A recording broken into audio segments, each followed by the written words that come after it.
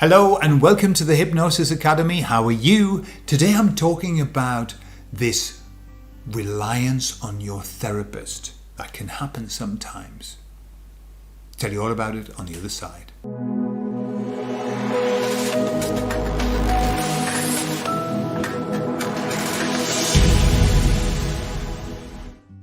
So I come from the school of NLP. I don't literally come from the school, but I studied NLP. One of the premises of NLP, one of the pillars, is that you've got to go in there, like the SAS, you go in there, you fix the problem and you get the hell out. My teacher, I said to him, how many times would you see a client?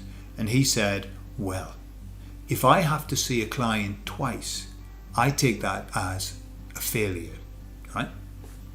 And I was very, very impressed with that, and that fitted in beautifully with the idea of NLP, which is you just flip a few switches and Bob's your uncle, Fanny's your aunt. The client walks out beautifully. Okay, and I worked under that idea for a long time. Two things happened.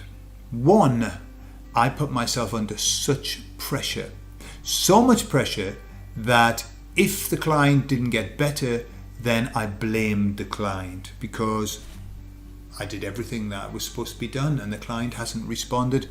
Therefore, they must be resistant. Yeah?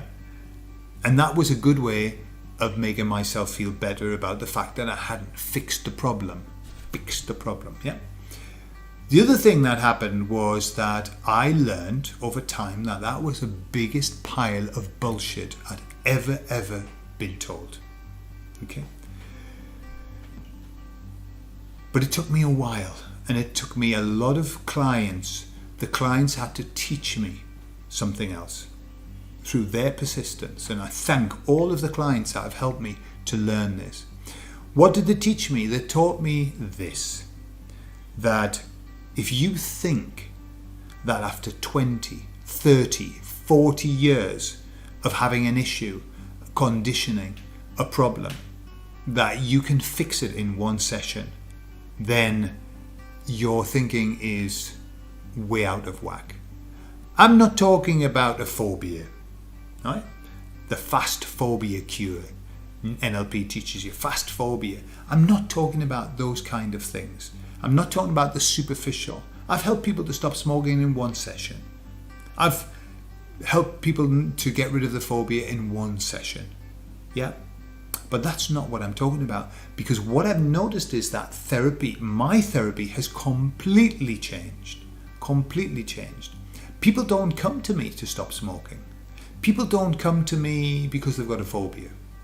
People come to me because they are sick and tired of feeling sick and tired. They are tired of what's happening in their life. They're tired of seeing the same repetition of the same problems over and over again. And so what's happened is the problems have changed. We're in a time now, right now, in this time of great awakening where people want to sort themselves out. Okay? Now, sorting yourself out is not a one-session job. Why? Because you've lived so many years, you've repeated the same patterns over and over again. You are running so many programs that are unhelpful. Programs that are making you do things that you don't like, and yet you're still doing them. So what I discovered was that it's okay that you see a client frequently. It's okay. Once a week. I've had clients who've been with me probably the longest, 2 years. 2 years seeing a client on a weekly basis. Now, at the beginning, I would have taken that as two things.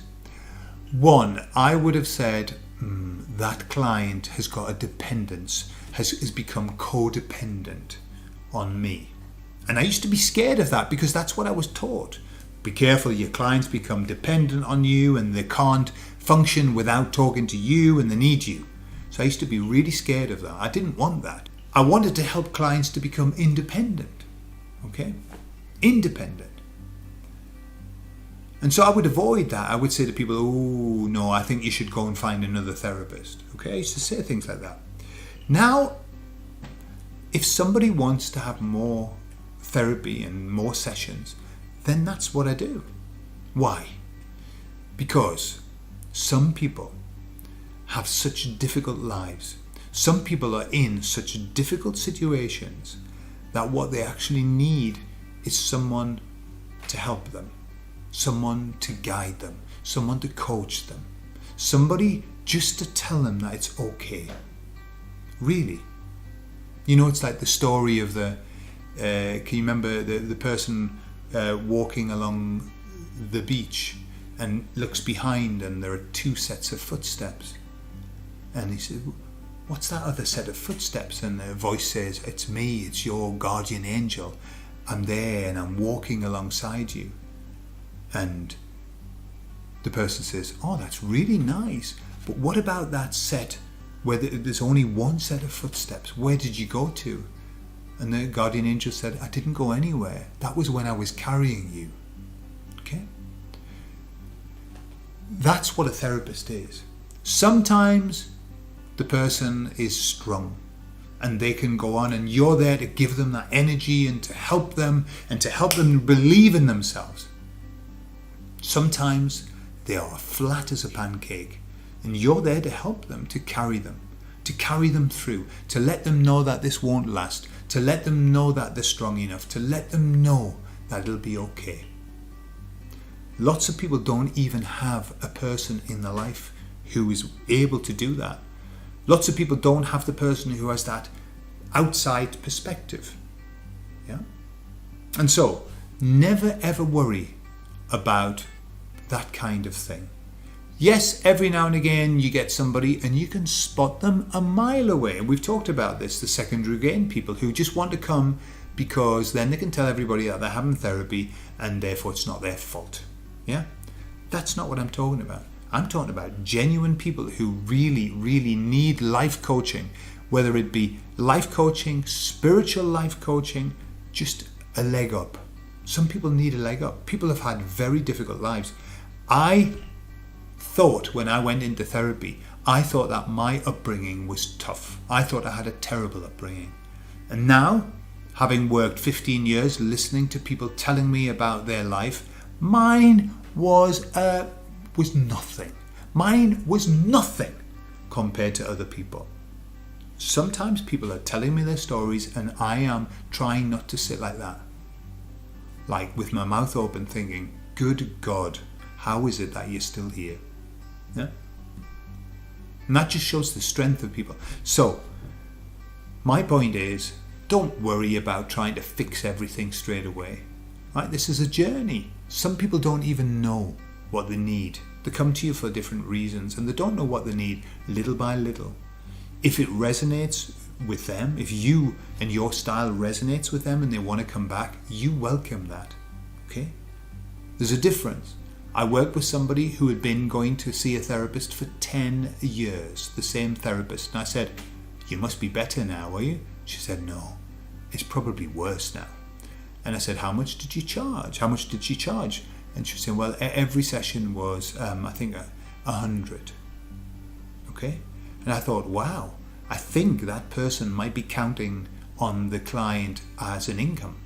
Right? That's not what I'm recommending. Don't count on your clients as an income. Obviously, across all of your clients is a job. We need an income.